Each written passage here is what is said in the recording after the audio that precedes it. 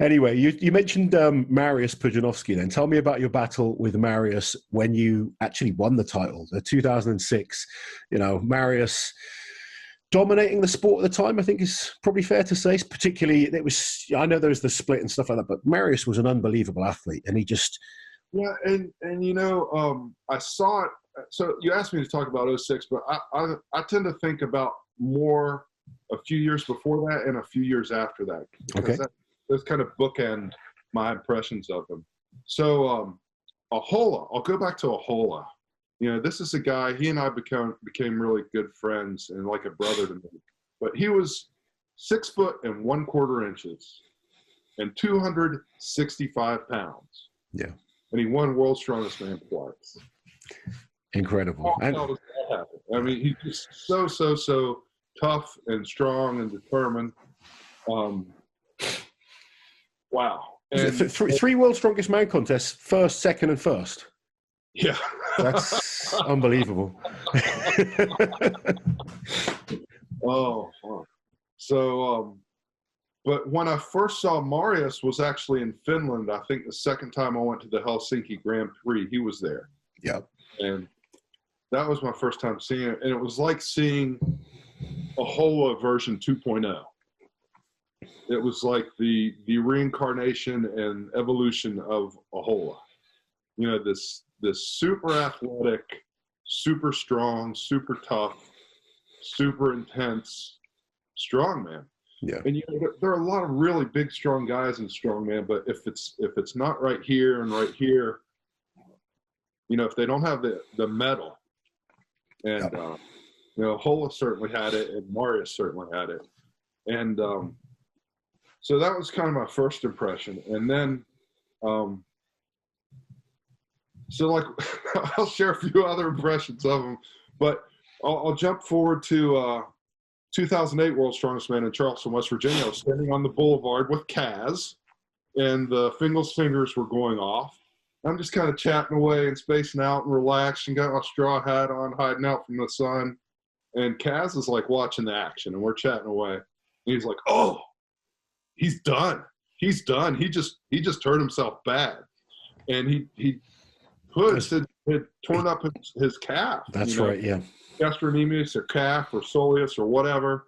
And he was limping around that night at dinner, and it happened on the fingers. And the next day, it was the squatting the barrels for reps in his group. And he couldn't squat. I think he might have gotten the first or second squat in, but he was so bad that he couldn't stabilize himself enough to squat. Well, somehow, you know, probably with the assistance of the medical community, you know, we have some doctors on staff at World's Strongest Man and this and that, but somehow that guy comes back and not only wins the final, but he won the plane pull. Yeah. I remember. Not being able to walking and not being able to stabilize yourself and squat, you know, to like 3, 4, 5 days later winning the plane pull. I mean, he had unbelievable like intensity and determination. Yeah. All right. So another Mariusz illustration. We were in Zambia. I don't know if it was 01 or 03. I guess it was 01, the first time we went to Zambia for World's Strongest Man. There's like this bridge, this footbridge over the falls area. And it's like, you know, several hundred feet above the rocks in the water, this elevated sidewalk.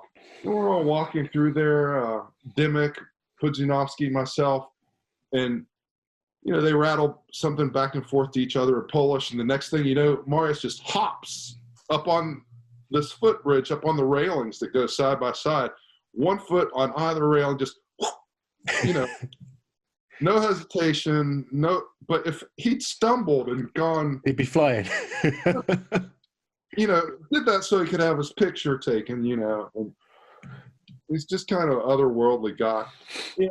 He and Zydrunas, I never really got to know either of them well because of the language barrier, and also I think because of a competitive thing. Sure. But mostly I think because of the language barrier. And Zydrunas is a pretty quiet guy and pretty focused and pretty serious. And Mariusz kind of the same way, but, you know, Mariusz with a little bit more cockiness or confidence. Oh, definitely. Whatever. Let's see. What else? I guess, as far as 06, I didn't pay much attention to Mariusz because it was all about me competing with myself and me being the best. And, Strongman is you're competing against all the other guys, but you're really competing against yourself. Yeah. The 2006 World Strongest Man, when I won, the qualifying rounds were actually a hell of a lot tougher on me than the finals. And I struggled and stumbled in the qualifying a little bit, 2, 3, 4 events in. It wasn't until the last event or two in the qualifying couple of events in the qualifying that I really kind of have that confidence and, relax. I struggled a hell of a lot with the car walk, and I was really frustrated. And unfortunately, a few days later, I was able to turn it around on the car walk. But yeah, the other Mariusz Zydrunas story is most people probably didn't notice or don't remember, but I think it was 2000 when we were in Sun City. Zydrunas, Pudzianowski, and Pfister were all in the same qualifying round. That's crazy when you look back. I remember watching that. I think, when you look back and you see that group, that's crazy. Absolutely nuts. And Zydrunas didn't make it to the final that year. Yeah. I edged him out in the Atlas Stones, and I got to go to the final.